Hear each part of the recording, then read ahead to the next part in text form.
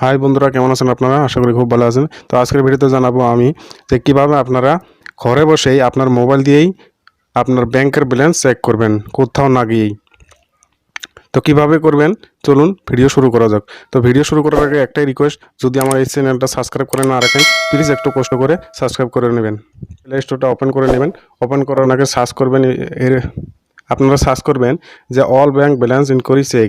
তো এরকম একটা অ্যাপ্লিকেশন আসবে। তো অ্যাপ্লিকেশন লিঙ্কটা আমি ডিসক্রিপশন বক্সে দিয়ে দেবো, ওখান থেকে আপনি ইনস্টল করে নেবেন। তো ইনস্টল করার পরে সিম্পলি আপনি ওপেন করবেন। ওপেন করার পর এরকম একটা ইন্টারফেস আসবে।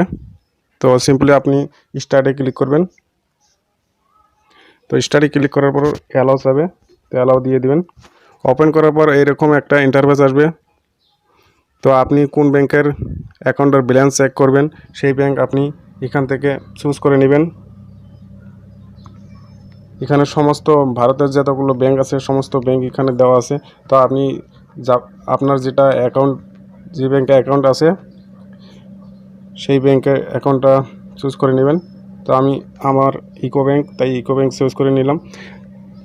তো নেওয়ার পর আপনার এখানে ক্লিক করবেন ব্যাংক ব্যালেন্স চেক।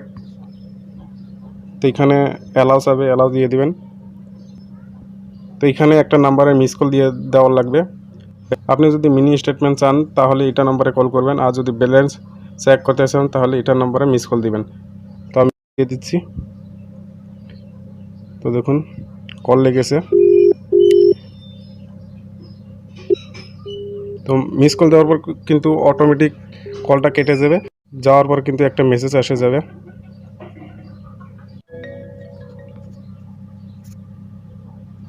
এই দেখুন আমার মেসেজ এসে গেছে। তো মেসেজে লেখা হয়েছে আপনার ব্যালেন্স এত এত। তো আশা করি বুঝতে পেরেছেন কীভাবে মোবাইল দিয়ে ব্যাংক ব্যালেন্স চেক করতে হয়। তো ভিডিওটি ভালো লেগে থাকলে অবশ্যই লাইক করবেন, আর চ্যানেলে নতুন হয়ে থাকলে অবশ্যই সাবস্ক্রাইব করে রাখবেন এরকম বিভিন্ন ধরনের টেক নিউজ পেতে চাইলে।